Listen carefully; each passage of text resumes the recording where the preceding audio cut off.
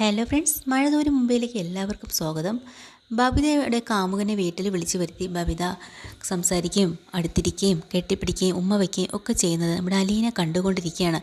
അലീന ചെന്ന് വിലക്കണുണ്ട്, ബബിതെ ഇത് ആളില്ലാത്തപ്പോഴും ആരും അമ്മയും അച്ഛനും ഒന്നും ഇല്ലാത്തപ്പോൾ ഇങ്ങനെ ചെയ്യുന്നത് ശരിയല്ല. നീ അതുകൊണ്ട് അവനെ പറഞ്ഞു വിടുന്നു. നിനക്കെന്താടി കാര്യം? നീ ഇവിടുത്തെ ജോലിക്കാരിയല്ലേ, നീ നിൻ്റെ കാര്യം നോക്കിയാൽ മതി, എനിക്ക് എൻ്റെ കാര്യം നോക്കാൻ അറിയാം എന്നൊക്കെ ഇങ്ങനെ പറയാണ് കേട്ടോ. അത് കഴിഞ്ഞിട്ട് ഈ ബബിതയുടെ ഇരിപ്പും ഒന്നും ശരിയല്ല എന്ന് മനസ്സിലാവാണ്. അങ്ങനെ ബബിത താഴെ ഇരുന്നിട്ട് അലീനയുടെ ശല്യം കാരണം വന്ന ബോയ് ഫ്രണ്ടിനെ വിളിച്ച് നേരെ റൂമിലേക്ക് കൊണ്ടുപോവുക. അതും കൂടെ കാണുമ്പോൾ അലീന ആകെ ടെൻഷനായി കേട്ടോ.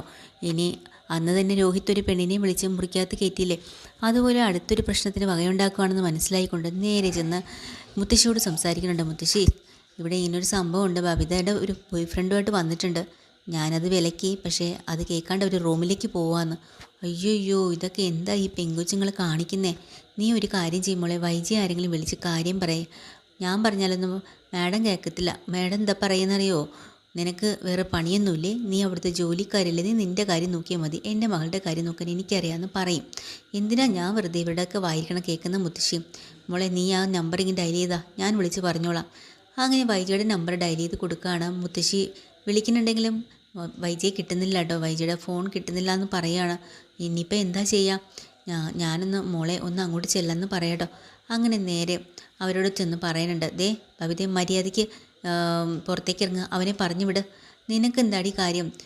നിന്നെ ദേ മുത്തശ്ശി വിളിക്കുന്നുണ്ട്, അങ്ങോട്ട് ചെല്ലെന്ന് പറയാം. അങ്ങനെ ബബിത നേരെ മുത്തശ്ശിയുടെ അടുത്തേക്ക് വരുന്നുണ്ട് മടിച്ച്. മുത്തശ്ശിയാണെങ്കിൽ നല്ല താക്കീതും വഴക്കും ഒക്കെ കൊടുക്കുന്നുണ്ട്. ഇതൊന്നും ശരിയല്ല ബബിതേ, നീ അച്ഛനും അമ്മയും ഇല്ലാത്തപ്പോൾ നിൻ്റെ ഫ്രണ്ടിനെ ഒന്ന് വിളിച്ച് വരുത്തരുത്, അങ്ങനെ കുറേ കാര്യങ്ങൾ. പക്ഷേ ബബിത തൻ്റെ ഇടിയല്ലേ, അവൾ തിരിച്ച് പറഞ്ഞു കൊടുക്കുകയാണ്. മുത്തശ്ശിക്ക് തിന്നാനും കുടിക്കാനും ഒക്കെ ഇവിടെ കിട്ടുന്നില്ലേ, അതും കഴിച്ചിട്ട് മിണ്ടാതെ അവിടെ കിടന്നോ. അല്ലാണ്ട് എൻ്റെ കാര്യം നോക്കാൻ എനിക്കറിയാം കേട്ടോ. എൻ്റെ ഫ്രണ്ട്സിനെ ഇവിടെ വിളിച്ചു വരുത്തും, ചിലപ്പോൾ ഞാൻ വീണ്ടും ചിലപ്പോൾ റൂമിലേക്ക് കൊണ്ടുപോകും. ഇതൊന്നും നിങ്ങളാരും അന്വേഷിക്കേണ്ട കാര്യമൊന്നുമില്ല. എന്നിട്ട് നേരെ തന്നെ അലീനയുടെ മുഖത്തേക്ക് നോക്കിയിട്ട് പറയാം, നിനക്ക് തൃപ്തിയായോടി? വന്നിരിക്കുന്നു ഒരു സ്പൈ വർക്കുമായിട്ട് എന്നും പറഞ്ഞിട്ട് നേരെ വീണ്ടും പോവാട്ടോ. പക്ഷേ വീണ്ടും അലീന പറയാനുണ്ട്, നിനക്ക് രോഹിത്തിൻ്റെ കാര്യം അറിയാമല്ലോ. ഓ അറിയാം, നീ കാര്യങ്ങളൊക്കെ ഒന്നി അച്ഛനെയോ അമ്മയെയോ വിളിച്ച് പറയുമായിരിക്കും അല്ലേ? അതാവും നീ ഉദ്ദേശിച്ചത്. പറഞ്ഞോ, നീ ആരടുത്ത് വേണമെങ്കിലും പറഞ്ഞോ, എനിക്കൊരു ചുക്കുമില്ല. വാ. അങ്ങനെ അമലിനെയും വിളിച്ചിട്ട് നേരെ പുറത്തേക്ക് പോവാട്ടോ. വീട്ടിലെന്തായാലും സ്വയം തരില്ല എന്നറിയാം, അതുകൊണ്ട് തന്നെ പുറത്തേക്ക് പോവാണ്. അപ്പോൾ അങ്ങനെ അലീന പുറകെ ഓടിച്ചെന്ന് പറയുന്നുണ്ട്, അതേ ബബിതേ പോവല്ലേ, നീ തിരിച്ചു വാ, അവനെ മാത്രം പറഞ്ഞു വിട്ടിട്ട് നീ ഇപ്പോൾ അവൻ്റെ കൂടെ പോവല്ലേ എന്ന് പറയാം. അതൊന്നും കേൾക്കാണ്ട് ബബിത പോവാട്ടോ. ഇതിപ്പോൾ ആരോട് പറയാൻ? എന്തായാലും വരണടുത്ത് വെച്ച് കാണാമെന്നുള്ള രീതിയിലിരിക്കാട്ടോ.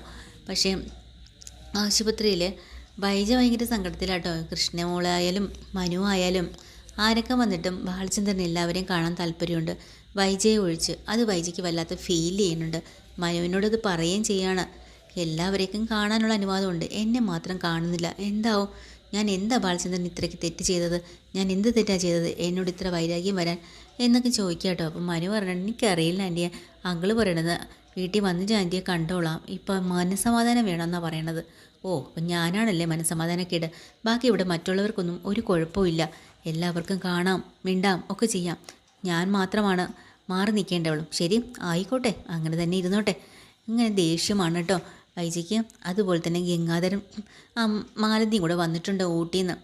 നേരെ കടപ്പാട്ടേക്കാണ് വരുന്നത്. വരുമ്പോൾ അവിടെ അലീനയും മുത്തശ്ശിയും മാത്രമേ ഉള്ളൂ. ബബിത ഇറങ്ങിപ്പോയ വഴിയാണ് കേട്ടോ. ആ നമ്മുടെ അലീന ചെന്ന് വാതിലൊക്കെ തുറന്നു കൊടുക്കുന്നുണ്ട്. അലീനെ കാണുമ്പോൾ തന്നെ ഇവർക്ക് അങ്ങ് ഇഷ്ടപ്പെടുന്നുണ്ട് കേട്ടോ ആ കുട്ടീനെ. അങ്ങനെ അകത്തേക്ക് കയറി വന്നിട്ട് ആരാ എന്താണെന്നൊക്കെ ചോദിക്കുന്നുണ്ട്. അലീന പറയാം, ഞാനിവിടുത്തെ സെർവൻ്റാണ്, പിന്നെ ഇവിടെ ഇപ്പോൾ ആരുമില്ല, ആശുപത്രിയിലാണെന്ന്.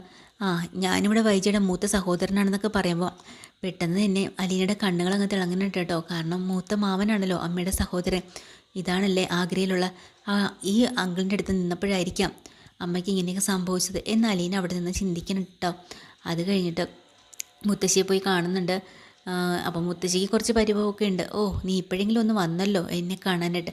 അച്ഛൻ മരിച്ചു കഴിഞ്ഞ് പോയ നീയാ, പിന്നെ അത് കഴിഞ്ഞ് ഞാൻ ജീവനോടെ ഉണ്ടോ ഇരിപ്പുണ്ടോ വയ്യായികയുണ്ടോ എങ്ങനെയുണ്ട് ഒന്നും തിരിഞ്ഞു നോക്കണ്ടല്ലോ അല്ലേ? അങ്ങനെയല്ലമ്മേ, അമ്മയ്ക്ക് അറിയത്തില്ല അവിടുത്തെ കാര്യങ്ങൾ. പിന്നെ ഓടി ഇനി വരാൻ പറ്റുന്ന സാഹചര്യങ്ങളാണോ എന്നൊക്കെ ഇങ്ങനെ കുശലങ്ങളൊക്കെ പറയുന്നുണ്ട്. അപ്പോൾ ബാലചന്ദ്രൻ്റെ അവസ്ഥ നീ അറിഞ്ഞോ? അവന് തീരെ വയ്യാണ്ടായി, അതറിഞ്ഞിട്ടാണ് വന്നത്, ഇനി ആശുപത്രിയിലേക്ക് പോകണം, അതൊക്കെ പറയണം കേട്ടോ. അപ്പോഴാണ് അലീന ചായയൊക്കെ ആയിട്ട് വരുന്നത്. മേശപ്പുറത്ത് വന്നിരുന്ന് കഴിക്കാൻ.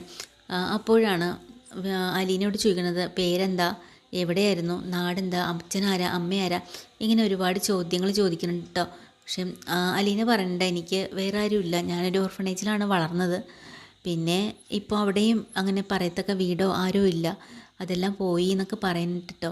പക്ഷെ മാലതിക്ക് ചെറിയൊരു സംശയമൊക്കെ വരുന്നുണ്ട് കേട്ടോ. അലീനയുടെ മുഖവും രൂപവും ഒക്കെ കാണുമ്പോൾ ചെറിയൊരു ഇതൊക്കെ വരുന്നുണ്ട്. അത് കഴിഞ്ഞ് നമ്മുടെ വൈജയ്ക്ക് ഭയങ്കരമായിട്ട് ദേഷ്യമാവണുണ്ടല്ലോ. ബാലചന്ദ്രന് തന്നെ മാത്രം കാണുന്ന ആ ദേഷ്യം പിടിച്ചാണ് നേരെ വീട്ടിലേക്ക് വരുന്നത് കേട്ടോ. ഈ ദേഷ്യം അത്രയും തീർക്കുന്നത് നമ്മുടെ അലീനയോടാണ് കേട്ടോ. അലീന ഇട്ട് ശരിയാക്കുകയാണ് അവർ. ഇതൊക്കെയാണ് കേട്ടോ എപ്പിസോഡ്. പുതിയൊരു എപ്പിസോഡ് വീണ്ടും വരാം. ചാനൽ ഇഷ്ടമായ ലൈക്ക് ചെയ്യുക, സബ്സ്ക്രൈബ് ചെയ്യുക. താങ്ക്